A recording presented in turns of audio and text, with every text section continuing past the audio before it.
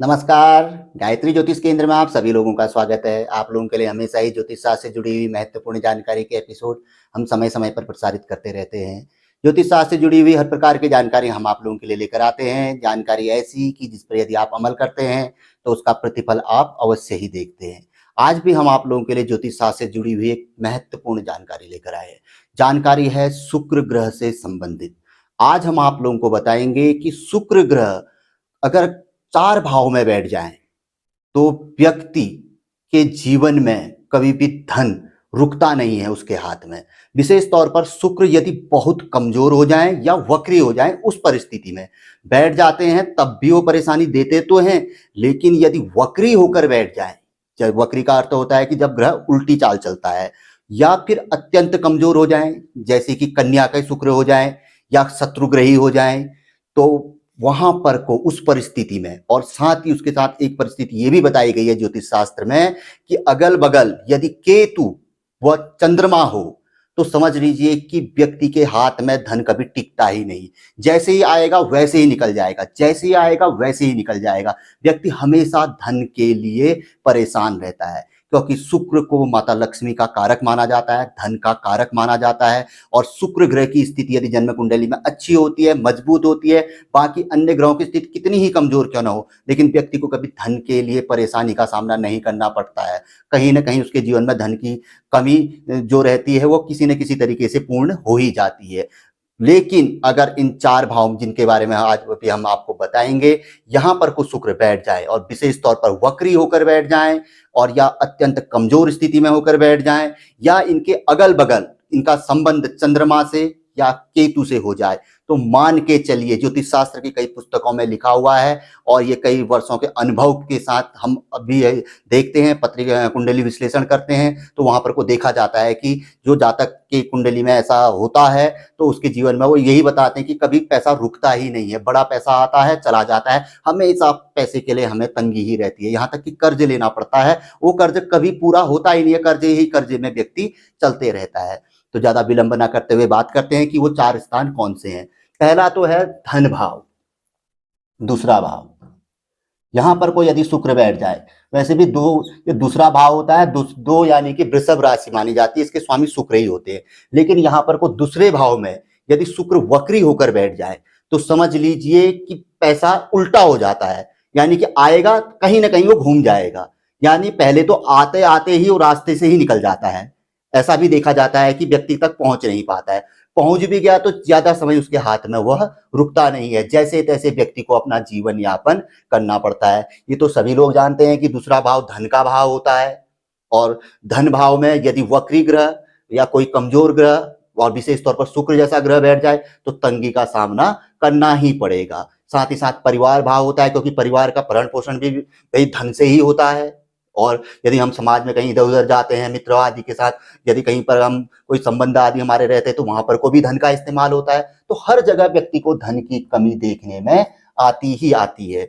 तो ध्यान रखिएगा कि यदि वक्री शुक्र यहाँ पर को बैठा हुआ है, या कमजोर शुक्र यहाँ पर को बैठा हुआ है, या शुक्र के अगल बगल मान के चले यहाँ पर को केतु बैठ गए हैं, या यहाँ पर को चंद्रमा बैठ गए हैं, या किसी प्रकार से संबंध बन गया है शुक्र का कहीं सप्तम में या इधर उधर, या साथी बैठ गए हैं, तो लिख कर ले लीजिए आप, जीवन में धन की तो समस्या बनी रहेगी अंत समय तक। तो इसके लिए उपाय करिएगा। उपाय भी हम हमारे चैनल पे काफी अच्छे अच्छे उपाय दिए गए हैं शुक्र ग्रह संबंधित, और आगे को भी हम लेकर आएंगे, क्योंकि इसी अवधि में हम जो एपिसोड बना रहे हैं उसका उपाय भी हम आप लोगों के लिए लेकर आएंगे। तो शुक्र का उपाय भी हम अगले 1-2 एपिसोडों के बाद आप लोगों के लिए प्रसारित करेंगे। तो पहला भाव तो हो गया धन भाव। दूसरा भाव वही पंचम भाव। पंचम भाव बुद्धि का भाव होता है। यहां पर को भी यदि शुक्र बैठ जाते हैं, वक्री होकर बैठ जाते हैं पंचम भाव में, तो बुद्धि का भाव है, बुद्धि ही उल्टी हो जाती है, पैसा आएगा कहीं ना कहीं दिमाग को ऐसा घुमा देगा कि वो इधर उधर चला जाएगा, या गलत जगह पे चला जाएगा, गलत जगह पे इन्वेस्ट हो जाएगा। हमने यहां तक देखा है बहुत से लोगों की जन्म कुंडली में विश्लेषण करते समय कि आदमी के पास बहुत अच्छा पैसा होता है, लेकिन पंचम भाव में वक्री शुक्र या कमजोर शुक्र या इसका संबंध चंद्रमा या केतु से होने से व्यक्ति के पास बुद्धि के कारण आया अच्छा खासा पैसा भी उसके हाथ से निकल जाता है, या कहीं वो फंसा देता है पैसा, या किसी को दे देता है। जैसे कहते हैं कि इसको मोह लिया है, इसको मूल लिया है, इसके ऊपर कोई जादू टोना कर दिया है, तो व्यक्ति बताते हैं कि पता नहीं क्या हो जाता है हमें, कि पैसा तो आया, लेकिन जैसे ही आया तो फलाना आदमी आया, जबकि हम उसको देना ही नहीं चाहते थे और हमने उसको दे दिया। या हमने ऐसी जगह पे जहां हम लगाना ही नहीं चाहते थे, हमारे मन में पता नहीं कौन सा विचार आया, पता नहीं किस ग्रह ने कौन सा खेल खेला कि हमने वो पैसा वहां पे लगा दिया और वो पैसा फंसा हुआ है और आज तक रो रहे हैं, कोर्ट कचहरी आदि में फंसे पड़े हुए हैं। तो ध्यान रखिएगा कि पंचम भाव विद्या बुद्धि का भाव होता है।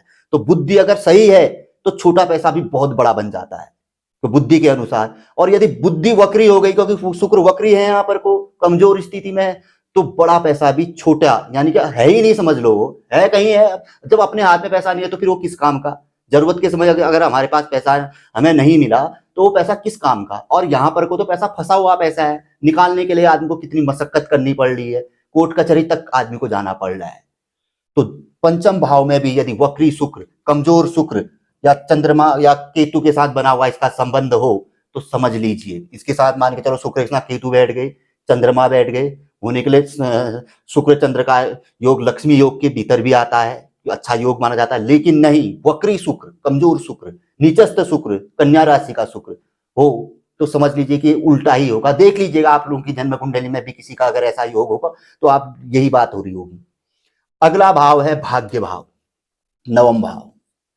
यहां पर को शुक्र बैठ जाए वक्री होकर तो भाग्य ही, अब लगा लीजिए वक्री माने उल्टा, अच्छा खासा भाग्य भी उल्टा हो जाएगा। सही मार्ग में चल रहे हैं हम, लेकिन बुद्धि हमारी वो हो गई, क्या कहते हैं, वक्री यानी कि उल्टी हो गई, तो समझ लो मार्ग ही गलत हो गया। सही मार्ग में जाते जाते लोगों ने वहां पर को बहुत कुछ कमाया, लोगों ने बहुत अर्जन किया, लेकिन हम कुछ नहीं कर पाए क्योंकि हमारा शुक्र ही वक्री है, शुक्र ही कमजोर है। ऊपर से केतु के साथ संबंध हो सकता है, हो गया हो, चंद्रमा के साथ संबंध हो गया होगा, तो लिख कर ले लीजिए कि मतलब यहाँ पर को कि आदमी के हाथ में आया हुआ पैसा भी चला जाएगा। धन की जीवन में कमी बनी ही रहेगी, भले ही अरबपति क्यों आदमी क्यों ना हो, संपत्तियां होंगी लेकिन धन नहीं होगा। जैसे ही धन आएगा कहीं पर को जरूरत के लिए तो चला जाएगा। संपत्ति बेचना चाहेंगे वो भी नहीं बिकेगी। हमने देखा है बहुत से लोग यहाँ पर को, जिन लोगों का ऐसा रहता है, क्योंकि हम तो कई सालों से कुंडली विश्लेषण कर रहे हैं, तो वो लोग बताते हैं कि हमारी संपत्ति भी नहीं बिकती है, जबकि बगल वाले की कुछ भी संपत्ति नहीं है, वो हमसे अच्छे दामों में बेच दे रहा है और हमें कौड़ी के दाम भी नहीं मिल रहे। आदमी आ रहा है, बिल्कुल बात करके चला जा रहा है। ये वक्री शुक्र का खेल होता है। वक्री यानी कि उल्टा चलने वाला, या फिर बहुत कमजोर स्थिति यानी कि कन्या राशि का हो, या फिर केतु के साथ या चंद्रमा के साथ संबंध बन गया हो, या चारों ओर से कुछ ऐसी स्थितियां भी होती है जन्म कुंडली में। यही स्थितियां नहीं कि शुक्र के कमजोर होने की, और भी कई स्थितियां रहती हैं। तो ऐसी स्थिति में अगर भाग्य भाव में शुक्र हो तो उपाय अवश्य कर लेना चाहिए, क्योंकि देखो एक बार उपाय कर लेंगे तो आगे को तो कम से कम समाधान मिलेगा, नहीं करेंगे तो वो स्थितियां बनते रहेंगी, बढ़ते जाएंगी। स्थितियां कभी कम नहीं होती हैं। अगर हम समाधान नहीं करेंगे किसी भी समस्या का तो समस्या बढ़ते जाती है, और समाधान करेंगे तो धीरे धीरे कम होते हुए एक समय पे समस्या नष्ट हो जाती है। तो कभी भी ऐसी स्थिति हो तो समाधान अवश्य ही कर लेना चाहिए। अगला भाव बताया गया है लाभ भाव, एकादश भाव, जिसे लाभ का भाव कहा जाता है। यहां पर को भी शुक्र को वक्री होना बहुत ही खराब माना जाता है, बहुत खराब। इन तीनों भावों से ज्यादा खराब तो यहाँ पर को देखा जाता है। जैसा ज्योतिष शास्त्र में बताया गया, श्रीमाली जी की कई किताबें, जो पुराने श्रीमाली जी थे उनकी किताबों में है कई वर्णन, कई हमारे होरा शास्त्रों में लिखा हुआ है। तो यहाँ पर को भी यदि एक शुक्र बैठा हो तो समझ लीजिए कि आदमी को हुआ लाभ भी नहीं होता है। कहीं पर को उसको बहुत बड़ा लाभ हुआ है, लेकिन वो लाभ उसके पास तक नहीं पहुंच पाता है, रास्ते में ही वो लाभ उसका गायब हो जाता है। हाथ में आया हुआ धन कहने का अर्थ है कि उसके पास जो उसने पूंजी, जो लाभ उसने इकट्ठा किया, वो उसके मुट्ठी में नहीं समा पाता, किसी न किसी तरीके से पहले ही निकल जाता है और व्यक्ति देखते रह जाता है। जैसा हमने बताया कि कहीं पर को आया होगा, दिमाग हमारा घूम गया और हमने किसी को दे दिया, या कहीं पर को हमने इन्वेस्ट कर दिया और ऐसी जगह पे इन्वेस्ट किया, ऐसी जगह पे पैसा लगा दिया, या ऐसी जगह पे पैसा दे दिया जहां से हमें मिलने की उम्मीद ही नहीं होती है ना। हम लगे रहते हैं, प्रयास करते रहते हैं कि मिलेगा मिलेगा, लेकिन एक स्थिति ऐसी आती है कि हम प्रयास करना ही छोड़ देते हैं। हमने यहाँ तक देखा है कि ऐसी स्थिति में लोग कोर्ट कचहरी में लगे रहते हैं, कहीं पर कोई ऐसी जगह पे पैसा फंस जाता है कि जहां से तो फिर निकलना ही मुश्किल हो जाता है। कई ऐसी प्रॉपर्टियों में आदमी पैसा फंसा देता है कि जो प्रॉपर्टियां अपने आप में ही पहले से ही विवादित होती हैं, और व्यक्ति ऐसी समस्याओं में फंस जाता है क्योंकि सही इस्तेमाल वो कर ही नहीं पाता है, क्योंकि यहाँ से संबंध भी इसका पंचम से बनता है। तो एक दो तीन चार पांच छह सात, क्योंकि बुद्धि भाव का पंचम का सीधे संबंध है, पांचवा भाव बुद्धि भाव, लाभ भाव, सप्तम का सीधे संबंध होने वाला कोई भी ग्रह अपने स्थान से सप्तम भाव में पूर्ण दृष्टि रखता है। तो इसलिए भी यहाँ पर को लाभ भाव कहने के लिए है, लाभ भाव कि लाभ भाव में शुक्र बैठा है या कोई ग्रह बैठा है तो हमें लाभ होगा, ऐसा नहीं होता है। ग्रह की स्थिति देखी जाती है और सामने संबंध क्या है, बुद्धि से है संबंध। जहां बुद्धि घूमी, बुद्धि फिरी, तो बस हो गया सारे काम उल्टे। चक्र घूमने में क्या देर लगती है, अच्छा खासा समय भी व्यक्ति का पल भर में ही बुरे समय में बदल जाता है। तो सतर्क रहिएगा, कभी भी शुक्र यहां पर को हो और साथ में यदि केतु या चंद्रमा का संबंध बन जाए तो ध्यान रखिएगा, बहुत सतर्क रहेगा। कहीं पर को भी अगर पैसा लगाओ या कुछ भी करो तो सोच समझ के करो। सबसे पहले तो शुक्र ग्रह का उपाय कर लो। यहाँ पर को शुक्र ग्रह का उपाय ही सबसे बड़ा समाधान है, ताकि हमारे कहने गलतियां ना हो। अगर गलतियां हो भी तो कोई बात नहीं, कुछ समय बाद वो गलती सुधर तो जाए, उसका लाभ तो हमें मिल जाए। लेकिन अगर नहीं करेंगे तो गलती हमेशा ही गलती ही बनी रहेगी और हमेशा ही हमें उस गलती के पीछे रोना पड़ेगा। तो ये एकादश भाव में बैठा हुआ शुक्र भी बहुत अच्छा नहीं माना जाता है। वक्री शुक्र, विशेष तौर पर वक्री शुक्र, नीचस्थ शुक्र और चंद्र व केतु के संपर्क में आया हुआ शुक्र, तो ये हमारे शास्त्रों में बताया गया है। तो आजकल हम आप लोगों के लिए ऐसे ही एपिसोड लेके आ रहे हैं ताकि आप लोग भी इस चीज जानकारी को देख लें और समझ लें। और जिन लोगों की कुंडली में यह स्थिति है तो वो खुद ही जानते हैं, खुद ही बोलते हैं। क्योंकि आज हमने एपिसोड बनाया था राहु ग्रह वाला, लोग बता रहे हैं बिल्कुल आप जैसा बोल रहे हो वैसा है। मैंने कहा हम कहाँ बोल रहे हैं, ये तो ग्रंथ बोल रहे हैं, किताबें बोल रही हैं। और उसके बाद हमारा अनुभव, क्योंकि इतने सालों से हम भी देख रहे हैं, तो ठीक है यार, ऐसा होता है, वाकई हो रहा है लोगों के साथ।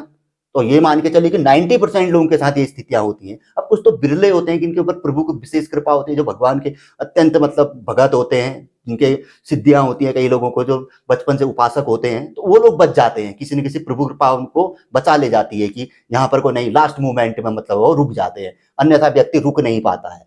तो इन स्थितियों में यह देखा गया है कि व्यक्ति को जीवन भर धन की कमी रहती है, धन के लिए ही उसको रोना पड़ता है। हाथ में आया हुआ पैसा भी निकल जाता है, भले ही वो अरबपति खरबपति आदमी क्यों ना हो, लेकिन पैसे के लिए उसको तंगी का सामना करना ही पड़ेगा। कोई न कोई विवाद पैसे के साथ उसका बना ही रहेगा।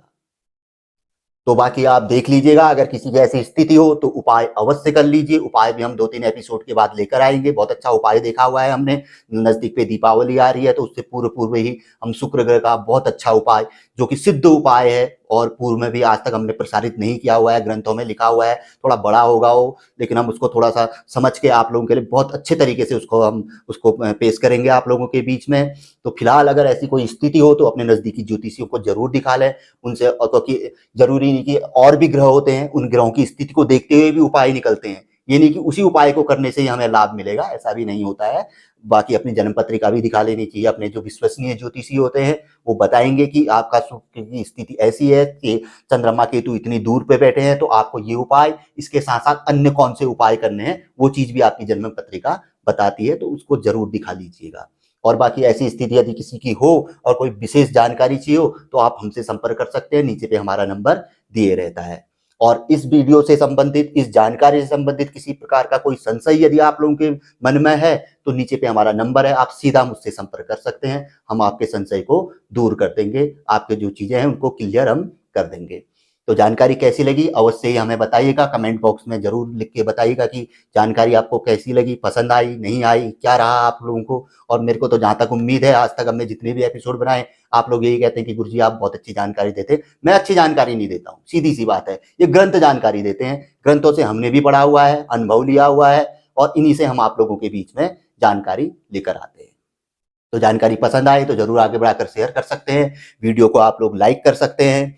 और नए लोगों से हमेशा आग्रह रहता है कि गायत्री ज्योतिष केंद्र के साथ जुड़े, बहुत अच्छी जानकारी हम लोग प्रसारित करते हैं। हम ये नहीं कहते हैं कि आप तुरंत ही जुड़िए, बस आज की जानकारी आपको पसंद आ गई आप हमारे साथ जुड़ गए, ऐसा नहीं है। आप हमारे कुछ भी नहीं तो 5, 10, 15, 20, जब तक आपका जी नहीं भरता तब तक एपिसोड देखिए। यदि आपको अच्छा लगता है तो जुड़िए हमारे साथ, चैनल को सब्सक्राइब करें, बेल आइकन दबाएं और जहां पर को भी हमारी सहायता की जरूरत पड़ेगी हम आप लोगों के लिए हमेशा खड़े रहेंगे। अब ऐसा है कि थोड़ा बहुत तो देखो, ब्राह्मण लोग हैं हम लोग भी, हमारी भी रोजी रोटी इसी से चलती है। थोड़ा बहुत जन्म पत्रिका देखने का शुल्क हम अवश्य ही लेते हैं, वो धर्मार्थ है, क्योंकि शास्त्रार्थ है। शास्त्र में कहा गया है कि आप अगर हमारे नजदीक पे होते हैं, आप हमारे लिए 1 दर्जन केले या एक सेब लेके आते या कुछ भी फल लेके आते, फल से भी पत्रिका खुलती है। अब आप लोग हमसे ऑनलाइन में संपर्क करते हैं तो थोड़ा हम लोग भी कभी आपसे दक्षिणा के लिए कहते हैं तो कभी बुरा मत मानिएगा इस बात को, क्योंकि मैं स्पष्टवादी व्यक्ति हूँ। आपने अगर स्टार्टिंग से जो मेरे को जानते हैं तो आप जानते होंगे कि मैं मुंहफट किस्म का आदमी हूँ, ज्यादा लप्पड़ चप्पड़ में मैं पढ़ने वाला व्यक्ति नहीं हूँ। तो इतना मैं जरूर कहता हूँ जितना हो सकता है। ये नहीं है कि यार आदमी के पास जितना, अब उसके पास होगा नहीं तो वो देगा कहाँ से। सीधी एक बात ये भी होती है, जितनी जिसकी गुंजाइश होती है मैं उतने में भी उसकी पत्रिका देख देते हैं, क्योंकि ये इससे हमारी भी रोजी रोटी चलती है। ये तो आप लोग भी समझदार हैं, बुद्धिजीवी लोग हैं, आप लोग पढ़े लिखे लोग हैं, हम लोग तो यहाँ जंगलों में रह रहे हैं, आप लोग तो मैदानी शहरों में रह रहे हैं। तो फिलहाल ये बातें जाने दीजिए। आज की जानकारी का जरूर आप मुझे नीचे कमेंट बॉक्स में जरूर बताइएगा। तो मिलेंगे ऐसी किसी बहुत अच्छी जानकारी के एपिसोड के साथ अगले वीडियो में। तब तक के लिए नमस्कार, जय श्री राम, जय श्री कृष्णा, ओम नमः शिवाय।